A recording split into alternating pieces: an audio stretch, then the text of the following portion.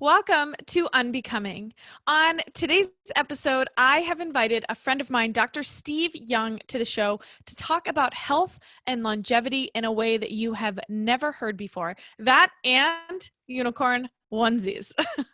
I wanted to give you a little bit of context, even though we go into it a little bit in the show, but in October, when I was hit by a car, I was obviously out of it and was having a difficult time with a number of different ailments and symptoms and everything going on. And when I posted about it online, Steve immediately responded. And not only did he respond with supplement suggestions and practices and things that I could be doing to help myself in the short term and then ultimately in the longer term, but he also recorded me a 10-minute plus long video about how to actually go about doing that. So I really want to acknowledge that because that's the kind of guy that Steve is. You'll hear more about his passion for what he does. We talk a little bit about his personal life and how he grew up. And also what's in it for you is to learn more about our health and the way that we are aging and how we can take better care of ourselves, again, in a way that you haven't heard before.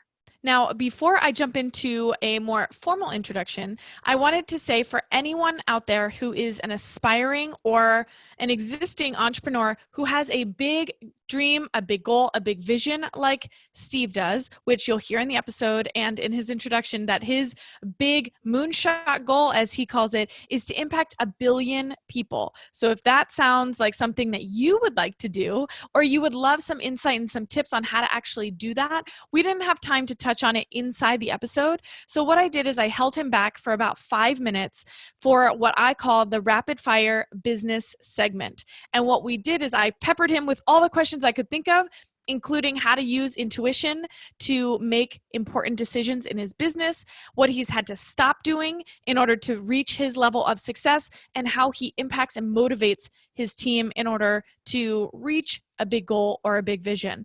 That and a couple other really hard-hitting questions that you will not want to miss that can all be accessed for free in the Rapid Fire Business segment, which can be found at www.unbecomingpodcast.com/146. Again, unbecomingpodcast.com/146. Okay, so now let's go ahead and jump into his more formal introduction, which I'm going to read. He is the co-founder of Immortal. He has a moonshot goal to help 1 billion people end their suffering from chronic illness and turn their well-being from liability into their greatest asset.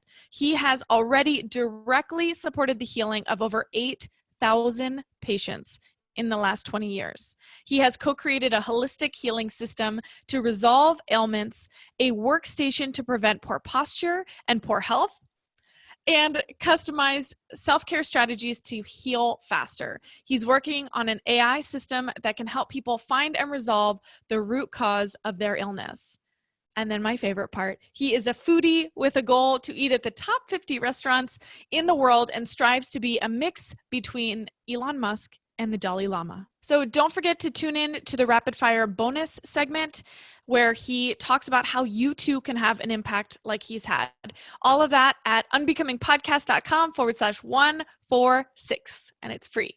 Okay, so yes, he is all of those amazing things, but who I know him to be is the most kind, caring, considerate, compassionate person. And I think you'll get a glimpse into that today. So without further ado, let's go ahead and jump into my conversation with the one and only Dr. Steve Young. All right, I am so excited to be talking to my guest today. Steve, how are you? Welcome to the show. Yay, super excited as well.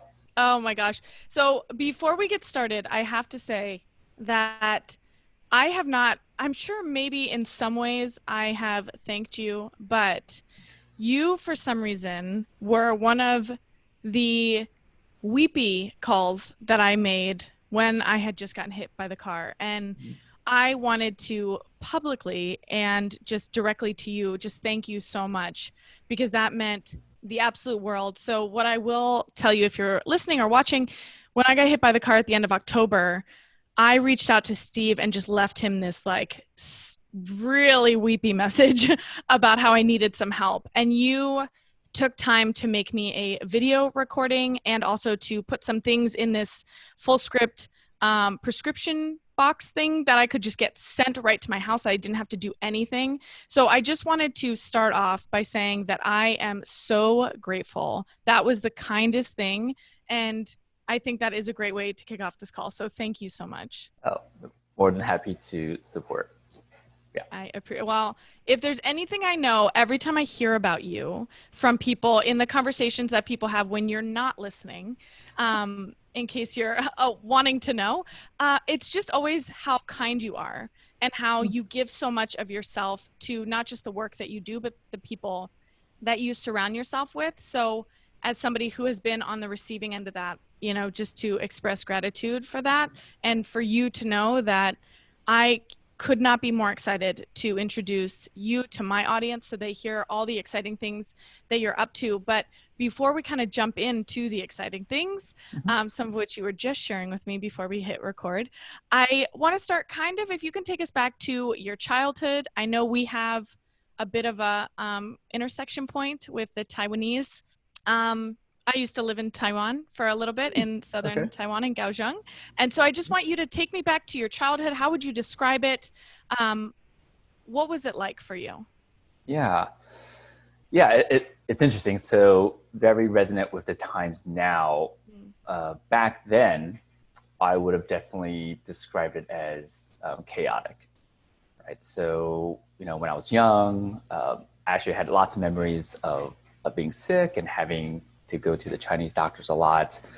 And understanding what I know now, probably because I grew up, you know, my parents fought a lot, not just verbally, but like physically. And some of my most earliest memories were them basically physically fighting and like feeling scared and like terrified. And, you know, now I recognize that, of course, that affects our physical system, even though that was like a mental experience. And it's amazing to see how from that chaos came this desire for order.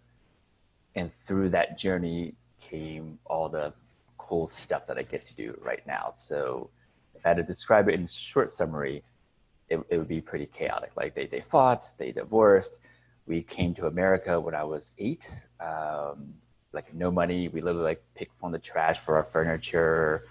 The first place we lived in was like a room. Imagine like just enough room for a bed. There was like no kitchen, no bathroom, nothing. We had to go somewhere else to use the bathroom and cook food and stuff. And we lived there for like a year and a half. And just, you know, slowly my mom, single parent, saved money and got by, and then saved more money, and then got an apartment, saved more money, got a house, and kind of grew from that. Yeah. And what did that teach you? Like when you look back on that time, like the chaos, and then you pursued order, but when you watched your mom go through this kind of progression, what lessons did you pull from that, or wisdom did you pull from that? Yeah. So for sure, my mom in my reality is like the most kind person, right? So probably where I get the kindness from. But what's interesting is, yeah, I thought a lot about this over the years. Somewhere along the lines, this story came into me, which was, I felt like my mom gave her life for us. Like she basically worked like all the time. My memories of my mom was just like working. I don't have memories of my mom like relaxing, lounging, and enjoying. And so I adopted the story, which was, there's no way I can waste my life because it'd be wasting 2 lives, right? I wouldn't just be wasting my life, I'd be wasting her life because I felt like she gave her life for us and, you know, for me. And so that definitely embedded the story of like this burning desire, like, okay, but gotta make sure I contribute something to society because I would hate to waste both lives. And did that come with pressure, or was that more on the other side of it, like an excitement, or both? Yeah, oh, for sure. Early, yeah, I went through many years of pressure. Oh yeah, for sure. So way before there was like energy drinks, I used to like study all night and like not sleep.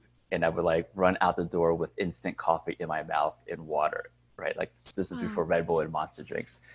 And yeah, it was all about control, like using control in boxes as a way to get ahead. Like I used to, like measure my food and bring it to restaurants because I wanted to control my calories, nutrients, proteins, carbs, and fats. Um, all my studies, lots and lots of studies. Thank you, Asian culture. Um, I mean, even like my workouts, I would Excel it out in an Excel graph and progress it for like the next 3 months. I mean, it was all about like pressure and control. And so from swinging that pendulum so far one way is how I'm able to now live in flow, right? Because there's no like regret of like, what if I tried harder or what if I would have done more?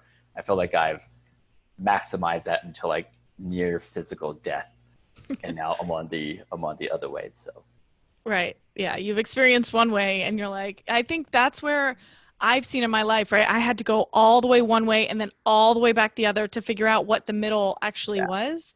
And yeah, so as you're calculating all that, was that from a young age that you're calculating all your restaurant stuff, your calories and all yeah, of from a yeah, young yeah. I started the path of learning about this just young, and mainly because of the chaos, right? So people go, "Wow, you're so into this." It just means I had a more chaotic childhood. That's all, Mhm. right? And so at age 14, I started to read, books. Like the first book was Psycho Cybernetics, which is a programming your subconscious. And I started. It's actually funny. So it was like a high school, the president's fitness test, and you do Yeah. like you run the mile, you do the Totally. sit up and the pull up, yeah. And so the mile's only 4 laps, like literally got lapped, right? That's how awful physical shape I was in from being, yeah, literally. And by a girl, not that it means anything, but it was just really extra embarrassing for me as a young child being lapped by a girl. And so yeah, and because of that, I started reading stuff on nutrition, working out, and all that stuff, along with the mind, mental training. And so by the time I was, yeah, like 19, I built Excel sheets to track all my stuff and understood the, the science of how to do that. Hmm. Um, yeah, so that started just earlier than usual, I guess. Yeah, and so when you were really young, maybe even 8 when you came over, what did you Mhm. want to be when you grew up? Yeah, it's a great question. An artist. Yeah, so I actually out of high school, I had scholarships to go to art college. I always liked to draw and create things, and even when we were like dirt poor, I would like save the popsicle sticks and like make stuff from popsicle sticks. And Mm. so yeah, I always had this creative sense in me. So artist. Um, and interestingly, so kind of undecided after high school. I was going to take like a year to soul search. And, my mom was like, well, don't take a year off. My older brother, who's 5 years older, that was his plan. And he like never went back to college. Mm. And so last minute, I like literally the last day of registration at a community college, I looked at the program and I selected something, and it was, like something with fitness, and then that's how I got into some of the stuff that I'm into now. But definitely when I was younger, artist. And how do you see the art kind of translate into, like, what was it about art that you really liked, and how does that translate into what you do now, or doesn't it? Yeah, Or it does. It does. Yeah, I guess when I was younger, my tools of creation were like physical things and a pencil. I just look at it now. I create with, we're like making software. I've created systems on how to measure the body's coordination levels because it didn't exist. I've created courses on, healing your neck pain, your back pain, your shoulder pain. So the same energy of creation, just the tools are different. And so mm, it definitely has directly, like that energy still exists and just applying it with different mediums. yeah, that makes a lot of sense. So now that you've kind of set the scene, I see this, like, because you've described yourself in what I've seen as like a nerdy, you were kind of like a nerdy kid and you got lapped and you were unhealthy and you're eating Oreos and all of Yeah. this stuff, to what we see now, which is, I mean, I rarely see a picture where you're not in a unicorn onesie or drinking out of a unicorn cup, so, or mug, which feels very appropriate. There we are. What changed? When did that flip? What changed? What happened? Yeah, that's such a great question.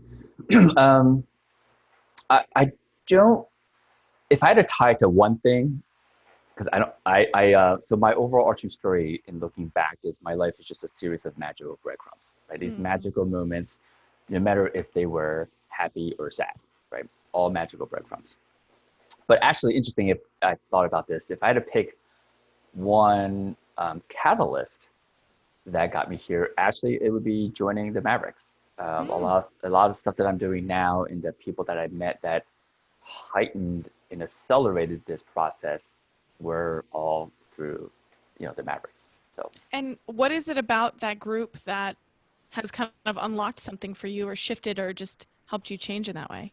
yeah, I think at a very, very meta level, that was and is, Yannick, who started Mavericks, that's his intention, right? So Mm. literally that energy is embedded into everything about it. Right? I believe we literally are able to program all matter with our consciousness, right? So I believe that as a meta level. And then from being a member of that group, I met, I don't know if you know Aline Hanley. She lives in Austin, Texas. Oh, Yeah. yeah. Yeah. So like my first um, experience with something beyond our five senses and, some first experience with magic, right? Like Mm. I went upstairs in my office in New Jersey, had a massage, and like 3 minutes later, she texted me. It was like, "How was your massage?" She's in Austin, Texas, right? I'm like, how do you know I just get a massage? And so then she told me, talk to souls and spirits. And that was like, huh, interesting. So it was one of those like I didn't know what I didn't know, and it opened that door. Hmm. And that led to definitely much, much, much deeper exploration into, I'll just call the magic side of things. Prior to that, I was knee deep in the science, right? The Yep. measurable stuff. And that was probably the opening of the portal in terms of uh, a study of the magic stuff. I will say when I was younger, I did open portals with plant stuff. But this was like a formal study of the magic stuff. Yeah, I love on your, I don't know, it was one of your sites. You've got a lot of sites. You got a lot of things going on. You're a very busy, busy guy. I Yeah. was, I knew that already, but when I was doing the research, I was like, wow, okay, he is kind of all, in a lot of places. Yeah. And one of the things that really stuck out to me, which is something that resonates with me really strongly, is the intersection of science and sacred, which Mm, is what you were saying. And yeah. so, can you tell us where? Maybe start by saying, where do they intersect, Mhm. in your opinion? Yeah. You know, First we can define what is science, what Mm. typical people would say is science, right? And essentially science just means we can measure it, right? If we just boil it down, it's something that we can measure, we can quantify. And so this way we feel secure about it. Um, and sacred is the other, like we don't have the current technology to measure it. It definitely has been around for a lot longer than science, right? Sacred stuff has been around for 26,000 plus years. And so um, I believe the intersection um, differs for each person. I'll start with that, right? Because ultimately, you can imagine what one person believes is measurable differs. I mean, a good example of this is mask or no mask right Mm. now, right? There's science and measuring that goes either way. It just depends on your biases and confirmation biases and cognitive Yeah. dissonance. There's all that, right? So I will say for each individual, I believe that intersection, if we had to put a measurement thing to it, will differ. And so I would recommend one recognizing that, because if we believe there's an absolute distinct intersection, we'll just say level 7 will pick up something. It may be level 7 for someone, but level 2 to 3 for someone else, depending upon their experience in understanding and you know what they believe about what is science and what is sacred. And so when I put out content and things these days, I'm mindful that that varies. And so the language I will embed in the words, essentially it's designed to resonate at all levels, Mm. recognizing we don't want to be like, no, this is the best intersection. It's designed to people at a certain level of understanding and current acceptance of things versus, someone that's maybe a little at a different frequency. It's designed to resonate at all different frequency ranges. And when you say it's designed to resonate, what specifically is designed to resonate? Yeah. Um, so I can, for example, I can say, um, make up something simple like brushing your teeth is really good for your teeth and gums, right? And so that obviously would be a very like just science, left brain Mm-hmm. statement, right? And then we can say, oh, if you pay attention to the pressure of the toothbrush, and you'll notice probably there's a pattern. Maybe you're an up and down person versus circle, clockwise, counterclockwise. And how you brush your teeth actually will show up in your life, right? And so there's a little bit meta, a little bit, now we're getting a little bit woo. And then all the way to the other end of the spectrum is, oh, by the way, the practice of awareness, of even paying attention to the pressure and the patterns, is now this practice of, it's the meta, right? It's of being the observer, right? So, and you're also practicing mindfulness, and you're also start to analyze, like, why am I doing this, right? How am I doing this? Who am I as I'm doing this? And so that's a little bit more on the other spectrum. And I'll sort of give the, fresh breath, clean teeth. And I'll kind of talk through the multiple layers. And the person who's not ready, who doesn't get, what do you mean, who am I as I brush my teeth? That doesn't even resonate. Mm. So at somewhere in that spectrum will land exactly where their current practice is.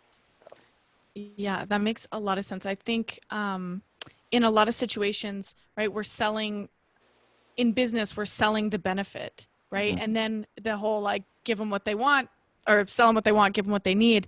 And so if somebody is coming in wanting that left brain, that logical, Mm-hmm. okay, here, fresh breath, and is, they're satisfied with that. But if there's somebody who's coming in wanting, do you think people are approaching you or approaching life as you see it, right? In terms of like the people that you're working with, are those people saying, okay, I'm going to wait for a minute, get through the logical left brain stuff, and then move, and I'll wait until he gets to the stuff that I really care about?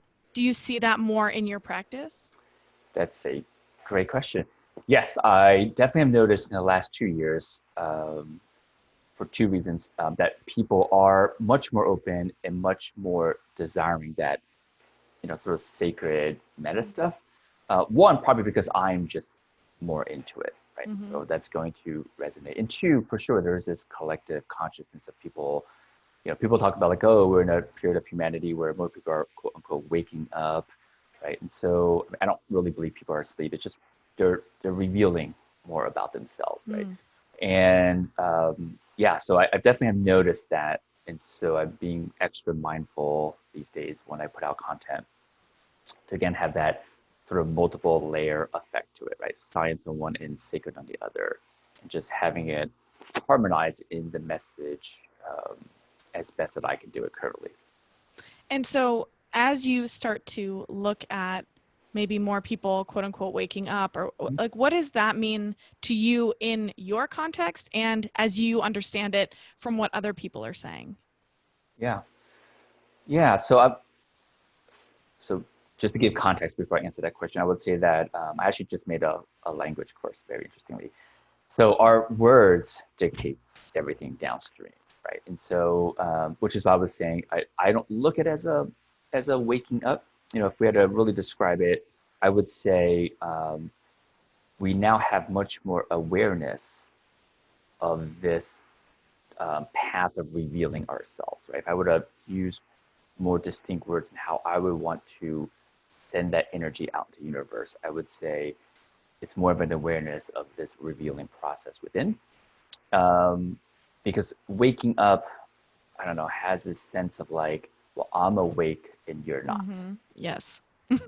right? And Mm-hmm. it's just yet another vehicle actually to feed the person's ego. Not suggesting ego is bad, but it's just yet they're still attached to, well, I am somehow at a level, right? This is the whole thing. Growing, right, is like another layer or another level of growing, and all that language, in my mind, still enslaves us Mm-hmm. in that constant chasing reality. It's all designed to sell more stuff, basically, right? It's Yeah. all carefully crafted. Yeah, and so, and I like to support the process of not chasing, uh, only because I've spent decades doing really hardcore chasing. right? And Yeah. so, and I recognize for some people there is value in chasing, but I believe many, especially in our tribe of entrepreneurs, I feel like most entrepreneurs probably are pretty practiced at chasing. They kind of want Hmm. the other side of it. So, little context, that's the language of the awareness of the revealing, right? Because I love revealing because it's in us already, right? Like everything's within. Uh, Some people might call it unbecoming. I don't know. exactly. Sorry, just had to throw that in there. I Boom. don't... Love it. Yes, exactly. Right. It's Mm, not about external becoming more. mm, Absolutely, it is an unbecoming. It's because, if you think about it, the moment we were born, like when you look at a baby, you don't go, that baby needs to learn math. That baby sucks. mm, Like you just feel wholeness because we are born whole. And then it's this game of mass society separates us and then for us to come back to wholeness. Right. So it's just mm, really unrevealing and unbecoming. So, mm. yeah. I I find so much, or I found so much value in that you just said, because I also can relate to chasing, right? It's like the achieving, Mm-hmm. the athletics. For me, it was like soccer, athletics, and then education, and then now it was like traveling countries, and it was so much chasing. And then you realize, like, who are you trying to impress? And for me personally, it was like my mom, which a lot of times it goes back to our parents, right? It's like my mom and my dad who passed away, 17 years ago. So he's not going to be impressed anymore, right? And then my mom, I'm an adult now. Like I can achieve the things that I want to achieve or just Yeah. be the person. Why not just wake up to myself and be that person? But I agree with you in terms of, I think the waking up connotation is creates more distance between Mm-hmm. people, right? It Yes. creates this, like, almost, I find it to be quite condescending when people Mm-hmm. talk about being woke or not, and I'm like, I don't know. I can't involve myself in that conversation because it doesn't feel good. So it's interesting to hear your take on that, because I haven't heard many people talk about that, which is really interesting. And so as you're watching people or working with people that are more interested and engaged in, I would say, maybe elevating their level of consciousness, like, Mm-hmm. what are you seeing are telltale signs of them being, "Oh, okay, like now I'm ready for the next level," or what does that process look like for you when you're Yeah. working with people? Yeah, I think if I were to look back, there's just so many things to look at, right? Yeah.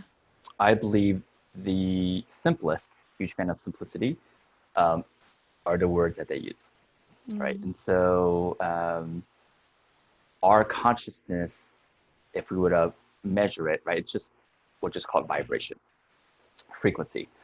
And so every word has its own frequency, right? And a very clear example, and just subtleties to this, but a very clear example of this, right? Someone who has studied consciousness long enough where they've let go of attachment, and they're fully present, and they're mostly in that state of acceptance and love, right? Words like "I hate you" wouldn't come out. mm, That's a very mm, simple, right, big example. So our language, right, shows up and is a direct reflection of our current layer and unbecoming and mm. revealing of ourselves for sure. Yeah, that's the simplest. I mean, it shows up in our body gesture, it shows up in so many subtle things, but I believe that language is the simplest um, variable to look at. It shows up in our words. And so if somebody's listening to this or watching this and Mm-hmm. saying, okay, so now I'm going to be a little bit more cautious or even just aware. Mm-hmm. Cautious is probably the wrong word. It's more aware of the Yeah. language that I'm using. What Mm-hmm. are some things that you could, or advice or insight that you could give to somebody to help them either be more aware, Mm-hmm. or if they're aware already, that could improve the quality or intentionality of their language? Yeah, great question. I actually just shot all kinds of videos on this. Like, it's fresh on the top of my mind. So just think if you wanted to experience anything and fully learn it, let's say you wanted to experience the concept of temperature. What you would do is I don't know, you would put your hand in something really, really, really cold and then really, really hot, right? Like, so, like 0 degrees and 100 degrees. And then go, okay, I got it. And you start there because you wouldn't want to start with like 50 and 51 degrees because you might not be able to feel the difference between those two. But you start off with the big swings, right? It's much easier. And so I think if that's the case, and we look at, well, what are some very common words that pretty much all humans use? Because we don't want to pick unusual words. Like, I don't use that word. I can't even test it, right? I don't have access to that word. So some common words are I have to versus I get to, right? Most people, I would think, use one of those two phrases throughout their weekly lives. And so you simply just tune into how you feel when you say, I have to, and then fill the blank, I have to go food shopping, right? Just kind of take a deep breath and you tune into your internal state and your vibration. And then you say, then you replace it with, I get to go food shopping, and you tune into your state. And by doing that, you'll for sure, I think, notice, wow, there's pretty different energy between the two, right? Because one suggests a burden and one suggests some kind of gratitude, I get to do it. Now, for some people, because you're so not currently as practiced at tuning in, you actually don't feel a difference, you can manual muscle test yourself, right? And so there's like the muscle test where you can sense, it's almost like your body's telling you if the energy is serving you or not, right? And a simple way is a finger lock, like you close your fingers like in a loop like this, and you can start off by testing it and saying your name, like my name is Steve, and you try to pull it apart, versus my name is Bob, right? Because it's an energy, it's a lie, it's a frequency that doesn't serve us. And you can just use that process. If you actually can't tell the difference between I have to versus I get to, you can say I have to go food shopping and do the finger lock test. And you can say I get to go food shopping and do the finger lock test. It'd be very interesting for some of you to practice it. Like, oh, wow, there is an energy difference. Right? And start off with these bigger words. And over time, you can hone into even the tiniest subtle word choices in our language. Right? Essentially, it's like, is that word serving us or not? And that's a whole practice. And so to that point, as somebody is becoming more aware of their language, do you find yourself in that practice changing it on the spot? So if you and I are in a conversation and you would say, yeah, I have to go pick up my kids, would you stop there and rewind and be like, oh, hang on a second, I get to go pick, or are you somebody or do you recommend that people hear it and then later on kind of journal about it or whatever and just say, oh, I noticed that. How important is it to change it in the moment? Yeah, that's a great question. So essentially, there's two different practices, right? It's the revise in the moment, which gives you speed, right? Immediate feedback loop and speed. And wait until you journal later. It's a slower delay process, but it's deeper, right? Much more thought into it. So my answer to that is it depends on what you want to practice, right? So in your life, if you want to practice speed and fast feedback loops, then I would say, immediately say delete and replace with a get to. If you're like, in my life right now, and I'm on a path of like searching who I am, then journal, right? Because that practice will be more fruitful. It's like a double benefit, right? So just being clear on where you are in your life, because there's no right or wrong, right? And so just what's the practice that you choose, because that path in itself has its own meta practice and lesson. So. And what are some of the things language-wise that have been the biggest shifts for you that maybe you struggled with and then you identified it, either changed it in the moment, journaled about it later, whatever you chose to do. But what are some of those for you? Yeah, it's amazing that you just asked it with the word struggle. And so that has been definitely a big practice for the last year and a half. And so, I believe, so there's even a deeper layer to this, right? So our word choice, that's subconscious, is just a reflection and a symptom, actually, of certain stories, right? The stories technically govern the words, right? And so for me, I was, on this journey, and I went into this journey of deeper introspection with the intention of being a better creator, right? Because back then, year and a half, we were just starting to do and create a lot of stuff with the intention of helping like 1 billion people. So lots of creating. And so at the end of the journey, during the journey, the download essentially was, you're just being really silly, Steve. And in fact, it was like a very humorous tone as during the down, like you're just being silly because um, it has already been created. You just have not been open to receiving, Mm. and thus the struggle. And so the meta practice for me was, oh, got it, because in consciousness, in quantum mechanics, whatever which you want to look at it, there is no time, and every possibility of everything has happened and is happening. And so, really shifting my mindset to openly receiving allowed me to let go of things like struggle, um, difficulty, uh, sacrifice. Those words just started to let go.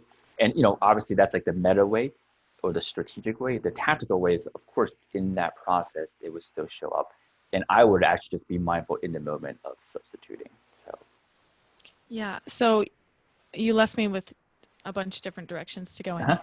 Um, okay, so we're gonna go in the direction of you wanting to help a billion people. You have been really vocal about that. That's actually why, I mean, I've been saying that you were gonna come on the show for ages, and then what got me was this post, and you said something, I wish I could quote it perfectly, but it was something about why are we trying to make $1 million, or like what would be the difference between making $1 million or impacting a billion people, or so, or whatever you Yeah, said. And I was like, you've got to come on, we've got to talk this out, because I want to hear about this. And I think it's yeah, really important, I mean, for the people listening, but also for myself, right, where I have been in the online business industry where you sell based on your results, which are, 6-figure launches, $1 million launches, this and that, and Facebook ads and whatever, versus, and this is what I have had to kind of release and let go of, is this idea that what if you could just start treating people not like numbers or like dollar signs, but like real people, like they were sitting in your house, and you got an opportunity to actually speak with them and change their life. And so I want to hear more about your billion person vision and why this is so important to you. yeah. Yep. Many layers could answer that. I'll just do a I'll directly answer it this time for this. I won't go too meta. So the the first superficial answer, what sparked this, the billion, I thought about this, actually was just my ego. I was like, well, a million's not good enough, right? And so that for Yeah. sure. Um, but then it morphed into something more. What I started to realize was that if it was just a million people, and I've never in my life had a goal of like making $1 million. It was somehow, for some reason, it was always about like how many people. Um, but I realized if we even set a goal at 1 million or 10 million people, it's not enough. Meaning that my understanding of health right now, even 100 million people wouldn't be enough. There's massive chaos happening in healthcare that's not being talked about. And some of it's being surfaced because of the current thing that's happening. Mm. But I've been seeing this for more than a decade. And so eventually I realized actually a billion goal is necessary to attach to, because even 100 million isn't enough to shift. It's just not enough to steer the boat in a different direction, basically. So what started off as a really ego-driven goal kind of realized, oh my God, this actually is the target that's necessary for there to be even a tiny impact. Yeah, so you just said like it wouldn't even be enough. And so Mm-hmm. I'm curious, like, enough for what? What is the enough to do what? Yeah. Okay, try to summarize in short time, because literally this talk could be like 5 hours. I've got So time. No, I'm kidding. yeah. So okay. So this I will go a little bit meta, right? An interesting question for people to think about. Um, when you work during your week, when we say the word week, um, does our brain know the difference between WEEK energetically versus WEAK? Mm. Hmm. Yeah. And so when we retire, right, at 65, wouldn't we want to like re-thrive?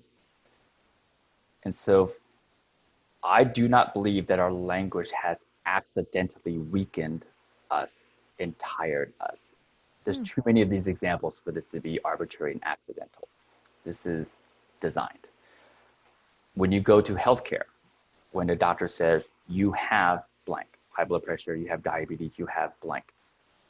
One, they never tell you why you got it.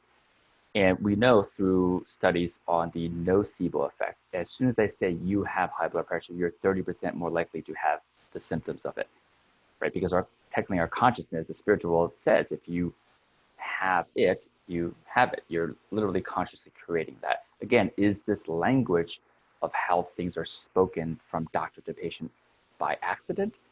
I don't think so, right? Hmm.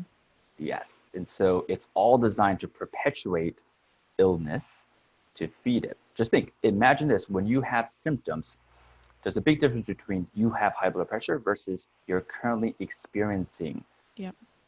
blank, right? Just that shift alone would be monumental for healthcare, right? Or even you are, right? It's like you are diabetic. You are. Yes, Now it's attached to your identity and that yes, becomes who you are. yes, That's interesting. Yeah. yes. This is a big Pandora's box we're talking about. That's the 5 hours.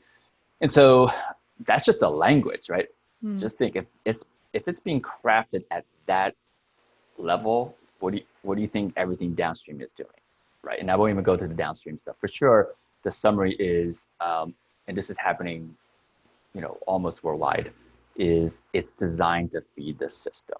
Hmm. And so this is where I talk about like even 100 million people in supporting their health just isn't enough to undo this, right? Because this is about more than just, hey, I want to have someone with the symptoms of currently the lack of ability to process sugar, also known as diabetes, without giving a name.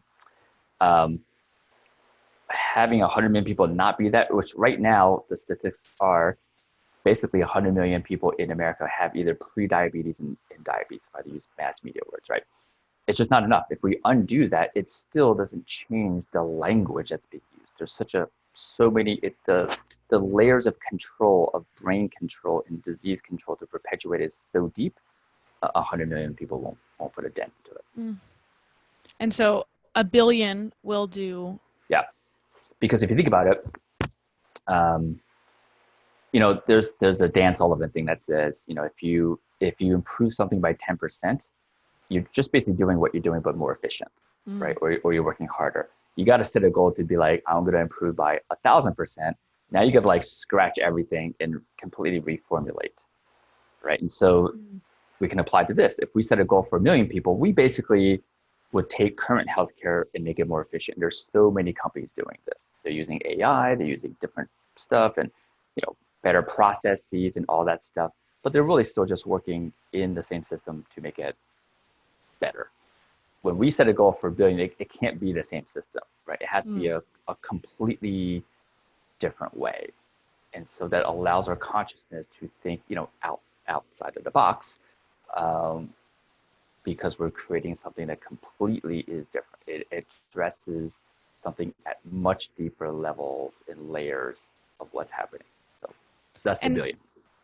I love it because I think that there are so many layers to that, which is like if you have a big goal, people want to attach themselves to that big goal, right? It's easy. I think it's easier to ask for help because it's no longer about you. Mm-hmm. It's about this mission and it's about your vision for what a reimagined healthcare system looks like. Or I know you work a lot with longevity, and I do want to talk about that, but I'm curious, how do you or how have you learned to reimagine something that's not currently here? So people that listen to the show are, do have big goals, big dreams.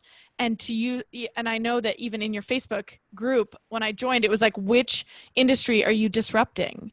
And I love that because it's no longer about getting one client, two clients, and that's okay. And I think there's an opportunity for us all to be like, let's put our 2020 goals to the side for a second, or whatever goals you have aside. And what would it look like if we just like really went for it? If we were just really trying to disrupt an industry, whatever it was. And so I'm curious, if you had advice for somebody, or even just expressing in your own way, what does that look like to reimagine something that you don't have any foundation for? Yeah. Yeah. You're so awesome at questions. So, yeah, I thought about this. What's really interesting about this is um, the first step is to not be attached to it. Hmm. The, when I'm in meetings sometimes and some friction point is presented and people ask me, hey, what do I think? I'll say something, but then I'll say, well, right now I'm too attached to this. I'm only speaking from Steve's brain in my experience. I'm not speaking from a higher consciousness. Like my soul isn't talking right now. I'm going to step away from this. And later, when I'm not even doing anything, just being, the deeper stuff will come. Right. And so my number one advice is the practice of being. Right. You're not doing anything in that moment. Some people will call it meditation, but that's just one practice of being, right? Just one practice. And so the practice of being, and whatever thing that you're thinking of, not being attached to it. The moment you're attached to it, your vibration changes to your human brain, I'll call it. Right? This polarity starts to happen. And so, and I believe that polarity, that attachment to it, it's kind of like it's a duality of focus, right? The more focused you are likely to achieve it, but you can't see the magic on the sides. And so I find that the way to have the best of both is you set that goal, but you now are not attached to it, so you don't have the blinders. And in fact, the magic, the delight, the joy in our lives come from that, right? Because when we achieve our goals, we feel satisfied. The delight comes from the peripheral stuff, the unexpected. And so when you think of some of those big, what some of the industry people will call, we'll say, moonshot goals, you actually detach from it and you let the magic happen. So that's like, stage one. Stage two is you kind of recognize no one can do this alone, right? And so you start to open up, like you said, this is more than just, it's not about Steve. It's not even about our company, Immortal. It is literally a gathering of disruptors coming in, and it will take a handful of all of us working together in very specific niches to actually truly disrupt. And we just had a team call last week, and I told my team, I can sense that the thing, just part of the thing that we're building, which is this app, is actually alive now. It has its own energy and consciousness. I can feel it. And so it's amazing because it's going to be doing its thing whether we like it or not. Like we've all put so much psychic energy into this from big team that it's like, I was like, hey, we're all fathers and mothers now because we just, whether you're biologically a dad or a mom or not, we're like an energy mom and dad because it literally vibrationally is its own consciousness and its own entity. It's amazing to kind of see, right, how that um, is birthed.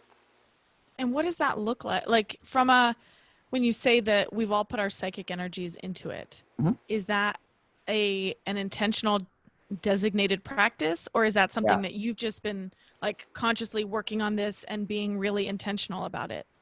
Yeah, it is. So when we first started this project, I'm a huge fan of games, right? And so one thing I didn't talk about in my childhood was like I played a lot of video games, like 16, 20 hours a day. And so I've always appreciated games. And so every game has rules, right? There's certain things you can do within games.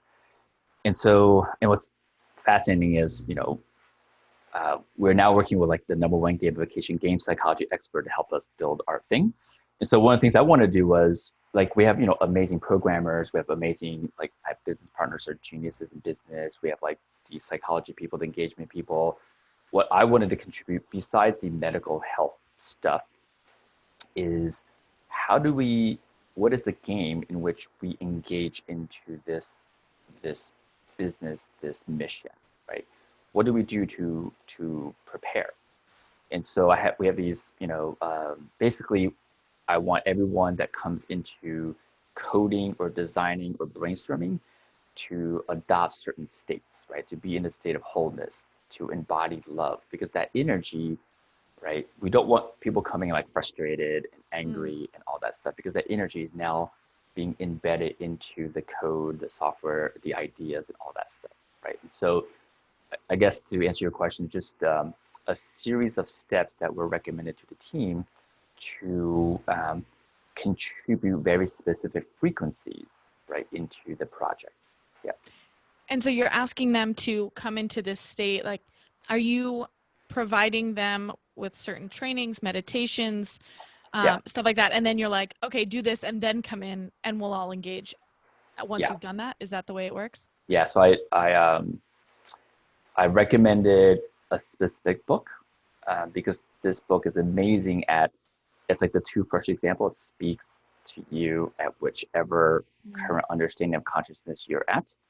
Um, Amazing book at that. And so I had everyone, and I usually, like, my entire parenting style is like, do whatever you want. I'll give you the ideas in terms of your choices and what they mean to you, but you make your own choices. It's pretty weird. I'm like, you got to do this. But this was the Mm. one time I was like, everyone, you got to read this book. Yeah. Can you tell us what that book is? Yeah. It's called Tablet of Light. Yeah. Mm. And because the book, it's fascinating. The book um, isn't just learning. As you're reading the book, you're literally downloading vibration directly Mm. from the book. It's fascinating. And so I knew that that would then already plant the seeds of a certain vibration I wanted into the project. And so that's sort of the higher level meta stuff. And then prior to that, there was a very specific sequence of, this breath and this and embody these. And again, not everyone needs to do the same practice. So it's just my download of how to curate the energy for the team prior to putting attention towards it, basically. Yeah. I think that is such a smart idea to get everybody on the same, Mhm. I mean, same frequency in the way that they best experience it, right? So not saying that you have to do this, but just being like, this is what works for me. Make sure that when you show up like this, Yeah. right? To like that is the intention for what we're all kind of co-creating together. And I'm curious on the, when you attach yourself to, or not attach, but have the billion person goal, Mhm. where in that are you able to celebrate? Because I feel like that is, I mean, I don't know, maybe it could happen this year. I don't know where you guys are in that, but if it's a longer term, which I would expect it to be like a longer term thing, do you have different milestones, or what do your milestones look like? When are there wins? Because I see personally with myself and with clients, it's like we have these big goals and we've got to break it down so we stay on track. So we know that, at some point we're going to have a win somewhere. It might not be the ultimate win, which is where we're headed, but Yeah. in the meantime, how do you have those little Yeah. wins? Yeah. So we definitely have mapped out very specific phases of how we're getting there, and without revealing like the exact business strategy, which would be really left brain and boring. Essentially, I had to super summarize it. As people come into our ecosystem in the app and they are experiencing the benefit of it, we're taking their experience and essentially their data to eventually program a machine learning, eventually an AI that makes the entire thing infinitely more effective. So we have it kind of phased out in terms of like the initial, we're like in the MVP phase, and then we have like the beta phase, and then we have like the initial launch phase, and then we do have these milestones in place, but I always like to allow, of course, plenty of wiggle room, Mm. right? And so this way, it doesn't feel so boxed. It's my way of harmonizing like structure and flow. The structure is the intention, right, the focus, but giving it some wiggle room within to allow things to happen. And that practice has been amazing. Like, we literally just got recently connected to someone who 10 years ago had basically the same exact vision, and pure magic.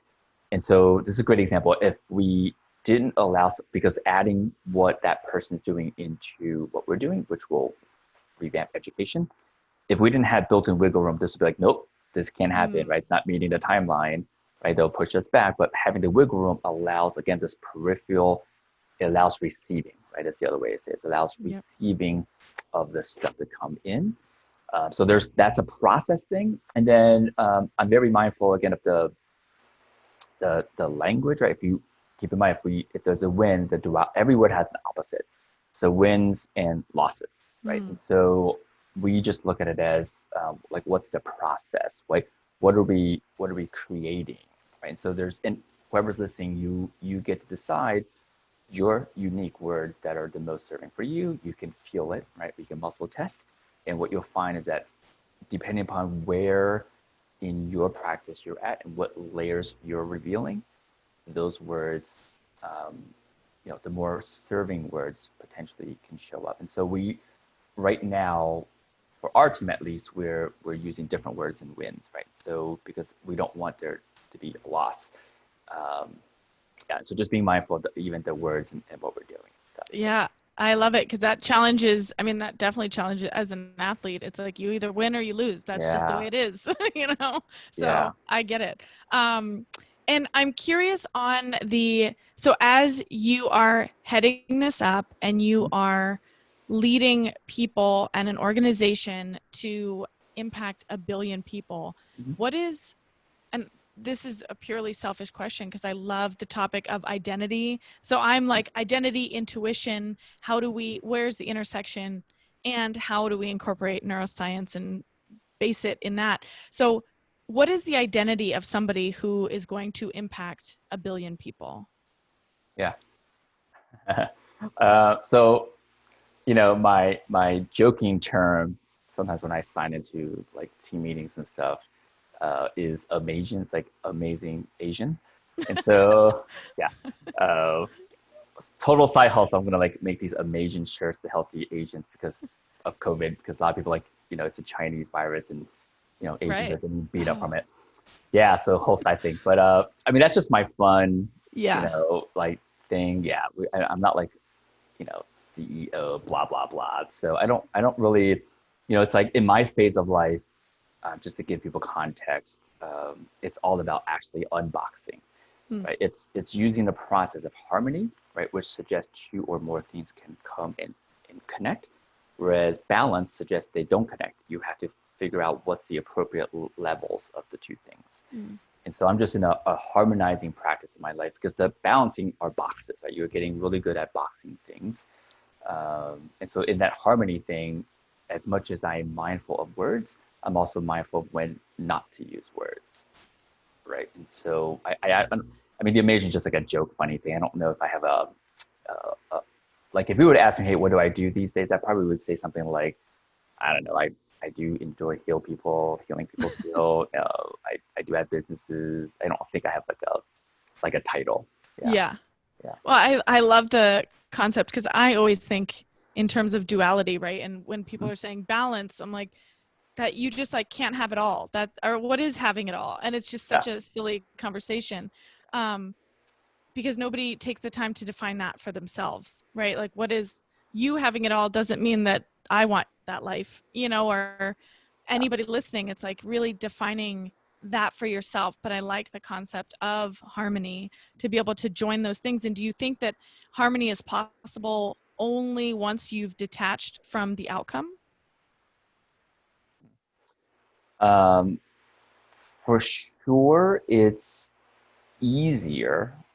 I believe it's not that black and white. I Mm, don't feel like it's a yes or no. It for sure is easier if you're completely detached from the outcome, right? Because you don't have all the things that come with attachment, basically. So it'd be much easier, right, to have receiving come in. It's much easier to allow and accept, and you're just in a state where you can harmonize things a lot easier. However, you can still be, I believe, attached, right? Even attachment, there's like depths or levels or mm, intensity of attachment, right? And so I don't think it's as black and white as yes or no. I think it's to me this recipe of like how attached are you, how mm. much harmony, and just kind of figuring out the layers and subtleties within that person versus black white yes or no. Yeah. Yeah, I appreciate your language so much, and I know that one of the videos you made, I think it was a couple years ago, was about how you don't hack your health, but Mm-hmm. you re-engineer your health, Mm-hmm. and I found that really impressive just in the way that you explained it. Can you just explain that and why hacking is not the best Yeah. phrase, or for you, Yeah. it doesn't work for you? I mean, just what's the image when someone says hack it, right? Like it's like a right, it's like this caustic, like literally like a machete hacking or getting in there and manipulating it, right? And so, and that has its own energy, right? That word, every word has its own energy. And yeah, and also hacking suggests, because you can't revamp things, right? When you hack, you're taking existing things and you're tweaking it, right? Like you can't hack a boat into a spaceship, Hmm. right? You can hack a boat to be a faster boat, a lighter boat, right? And so why not, right, re-engineer? That's you can completely from the ground up, and it's this creative type energy, right, Hmm. versus a manipulative type energy. And so it really is profound when people start tuning into the energy of each word. It reveals all this stuff, right? And so it's just that we're giving words that we use without really even understanding and practicing tuning into the energy of it. Just biohacking never made sense to me.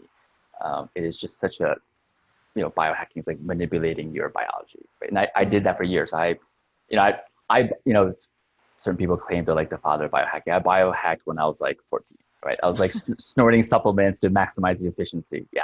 Wow. 1989. And so it was not sustainable, right? That practice, I realized while I was like in great shape and I competed in bodybuilding, the fuel, the energy in getting there was not love. It was not acceptance. It was anti-blank, right? Hmm. So, and I realized then that started to show up in all areas of my life, anti-blank this, anti-blank that. And just Hmm. having that realization, I started to switch the fuel going forward and not using the I don't want this fuel.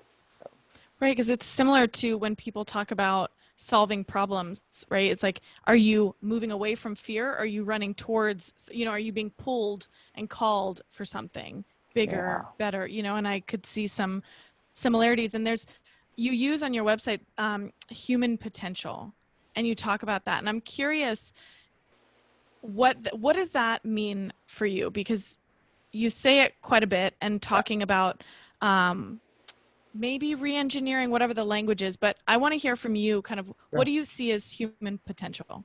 Yeah. Yeah. So, actually, before I answer, I will say that for years I was very proud of being a great problem solver, right? And the drawback to that is the universe just gave me more problems to solve, right? And so, like 3 years ago, I was like, oh, duh. And so I relabeled this is one label. Actually, I was like, I'm a harmony maximizer. And so now I just attract harmony. I get to maximize the harmony of, Mm. right? So that. So, as far as human potential, this is we can tie it back to our consciousness talk. I think at a biological level, human potential would be maximizing your brain and body, right? So full physical health, um, no inflammation or very little inflammation, your healthy weight and all that stuff, and then your brain is fully functioning. You're not at brain fog and fatigue and all that stuff. And I will say that from so many people we've tested, most people, our brains are only functioning at 60%, right? We have data to show, yeah, like most people Wow. don't, like they don't realize they have brain fog because they're in brain fog for years, if not decades. And so at a biological level, that's like human potential. And then I'll go all the way to the other extreme. And of course, there's in between. At the other extreme would be we're literally controlling reality and we're choosing reality and Mm. anywhere between. Yeah. So it just depends on, again, where your belief and story around science, which is the biological. Obviously, the controlling and choosing reality is the sacred. It depends on where that intersection is for you. That would then suggest an appropriate definition for that person. I mean, I I had a lot of brain fog at the beginning of the year. It's sometime in June. I think it like something lifted, which felt really good. Mm-hmm. But my God, that is intense. And I Yeah. didn't, at the beginning, I like sort of knew I was in it. But then I started to really feel like, oh my God, is this going to be forever? And now looking back, I'm like, I don't even know. Because again, when you say like the example that I think of is like the bakery, it's like when you're in the bakery and you stop, it loses its smell because you're so used to it that when Yes. you step outside and you come back in, you're like, wow, this is, Yeah. so fragrant. But why have you seen that it's only 60% of our brains that we're using? That is Yeah. wild. Yeah. We have all the data. Uh, the biggest variables, there's a few variables that contribute to this. And so the top three is going to be the massive, massive amounts of industrial chemicals in our body. Mm. Every one we've ever tested, especially in our entrepreneur space, has had off the charts levels of these toxins, right? And off the charts meaning the lab will come back and they'll measure how many toxins in the amounts. And for example, one toxin, if you have 1,000 parts per million in your blood, you have more than 95% of all the people they've ever tested, right? 95th percentile, 1,000, right? We're seeing values of 10,000. Oh my God. That's what I mean by off the charts. Literally, it's funny but sad that the bar graph they have, it goes into the margins because they don't know how to report 10,000, right? Because 1,000 Wow. is at the end of, yeah. That, and we know, in case the listeners don't know this, 12 years ago, they tested a bunch of average Americans. And they found 200 industrial chemicals in an adult and 100 in a newborn baby in the umbilical cord blood. They repeated this 10 years later, and now it's 200 in the umbilical cord. And the adults, it's between 300 to 700 now. Oh my Yeah, more than gosh. doubled. And if you just track this trend, it is not favorable. Mm. And so that gives you the idea of the volume of chemicals. Then we look at, well, are those chemicals safe? No, because since 1976, almost 83,000 new chemicals have been invented. Less than 300 have any testing on safety. Wow. Yeah, so we literally are swimming and breathing and rubbing and lathering on tons of industrial chemicals, and 99.9% of it, we don't know what they're doing to humans, Mm. right? And so we do know some common things like anything with a fragrance, anything that smells nice, we know it's messing with your hormones, Mm. right? And so, and then a whole other lecture on that. So toxins. Second would be our gut health. Again, average Americans were tested last year. 93% have Roundup in our bodies, which means because Roundup is horrific for our gut function, so the gut is off, right? The bacteria ratios are off, and the stomach lining is inflamed. And our gut, most people I'm sure now know, is like our second brain. It tells our brain just as much as our brain telling it, right? It's a two-way street through what's called the vagus nerve. So gut dysfunction. And then the third one would be, we'll just call it stress in general, right? Even though I don't use that word typically, but just to save time, really it's what's our current frame? Like what's the current way we're telling stories about situations that we are observing? If that is leading to linear feelings of stress, that definitely is pretty caustic for your brain. Those are the top three. Mm. If we can wave a magic wand and have people detox, have people heal their gut, and have people do some type of, at least from a tactical standpoint, mindfulness practice. At a strategic standpoint, it's learning how to choose your stories. Those three alone would basically get rid of brain fog and probably prevent 50% of all illnesses. Wow. I Yeah. mean, that just like blows my mind. I'm gonna have to re-listen to all of that because that really blows my mind. Yeah.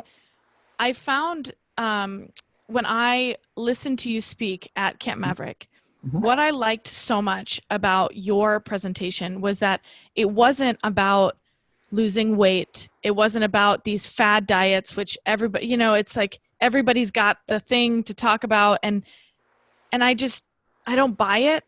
Mm-hmm. I have bought it in the past. I don't buy it now. But what you focused on was inflammation. Mm-hmm. And I just really love that there's not a take this pill, do this one thing. It's like, okay, we're going to look at it from a holistic standpoint. And, Yeah. and I also am curious at what point, because even when you're giving me those numbers, I'm like, how do you avoid any, all of that stuff? Not any of it, but like, how do you avoid all of it? And at what point do you think that, striving for optimal health and longevity kind Mhm. of impedes our ability to live a healthy Mhm. or just a happy life, right? If you're like so concerned Yeah. all the time, how do you find the middle ground there? Amazing questions. Yeah. So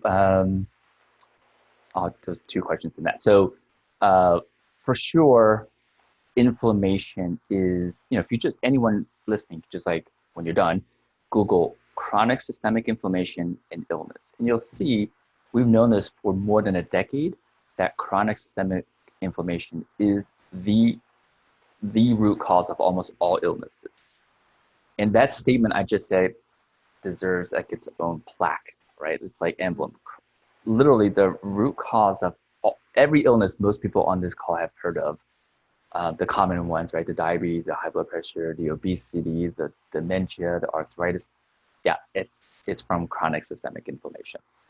And I always tell people, like, you could be lean and have a six pack, and you hear about this. People, oh my God, Bob had a six pack and he exercised. Yeah, you're right. He still dropped dead of a heart attack, or Mm-hmm. he still had a stroke. It's because the chronic inflammation was still there. It doesn't matter how lean you are, Mm-hmm. right? And so people associate body fat with health, not necessarily directly correlated, Mm-hmm. right? And so the thing to pay attention to for sure is chronic systemic inflammation. Um, and then going back to, well, how do we get people there without this hypervigilance, essentially, Mm-hmm. right? Because I tell people, like, when it comes to food, right? I give very simple, I call them core values with food, because our core values with things kind of dictates the relationship with the thing and all that stuff. Mm-hmm. And the three simple core values are eat the rainbow, like different colorful foods, right? Uh, you know, don't judge food as good or bad, because anything you judge as bad and you eat it, you feel the guilt and shame afterwards. Mm-hmm. And that emotion is way more unhealthy than the cheesecake or the cheesesteak. And then the other is 80-20, right? Wiggle room, right? So if you set an intention of 80% of the time doing these healthy things, the other 20%, it doesn't matter, right? Because it doesn't have to be 100. And Mm-hmm. so the programs out there typically suggest do this program, right? And so they don't allow the wiggle room. And some do, but their language, they'll call it cheat days, Yeah. right? Like, what? So, Yeah. but already that's like, I'm cheating. Is that a word that is serving of our energy and stuff? Mm-hmm. Probably not. And, I've treated over 8,000 people of all age ranges in the last 20 years. Trust me, what happens is when you're 60, every day is a cheat day. You just don't Mm. care, right? Yeah. And so, yeah, I could see that. You're just like tired of yeah, trying to. Yeah. it's the energy of suppression Mm-hmm. and then release, suppression, release, right? And eventually, just, I'm tired of suppressing, right? I'm just going to be, and because they never worked on and practiced revealing and unbecoming, they were the same person requiring tremendous energy to temporarily be here. Mm. And eventually that energy fatigues and just go back to the way they were, right? And so my recommendation would be, you basically allow yourself wiggle room and you have fun with it, right? Which is why we brought on the number one person in the world who understands fun and engagement. So there is a way to make, There's a number one person who has a oh, job in fun and engagement. I want to yeah, sign up for that. That sounds like the best job title ever. yeah, like literally, his name is Yu Kai Chao. He wrote a book called Octalysis because he identified the framework of the 8 psychological variables that basically you will want to understand and use when you craft an experience, because it will dictate the engagement, the level of engagement with that experience, right? And so the reason he's number one, it's not self-proclaimed. Each year they have a competition of who can best design the most engaging experience. He's won 3 times.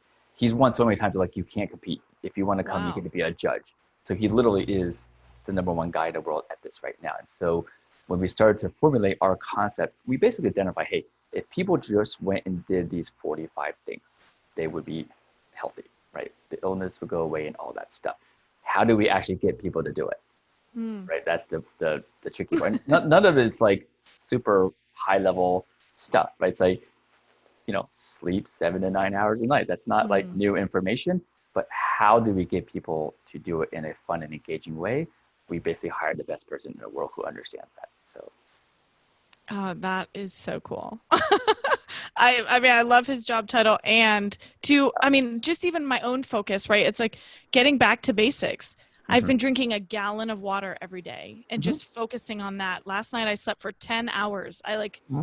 don't know what's going on, but that's just what my body needed, and Yeah. really listening to that and tuning in. And I think the way that now you can facilitate those experiences and also scientifically prove that that Mm-hmm. stuff is helpful and will get them X, Y, and Z results is that kind of what you're aiming for? Like, is that, yeah.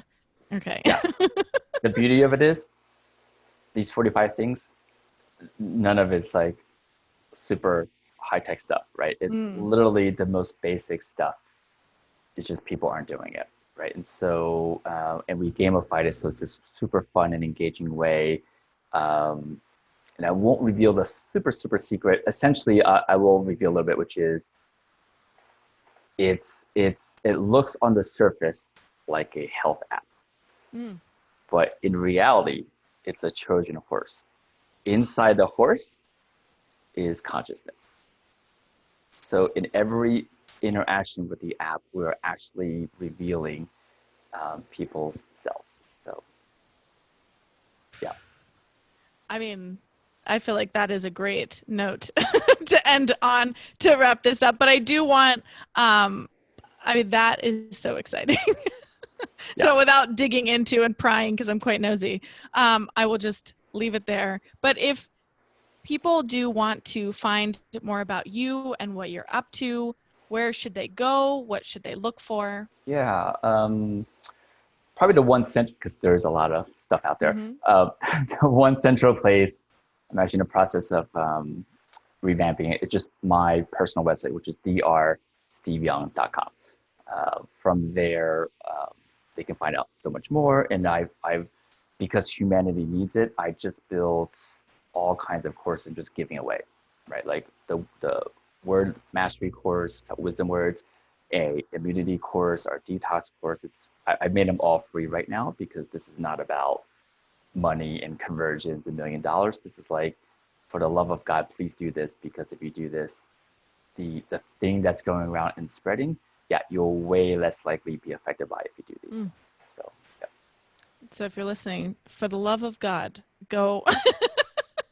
I love it. I will put it in all the show notes so you will have that available to you.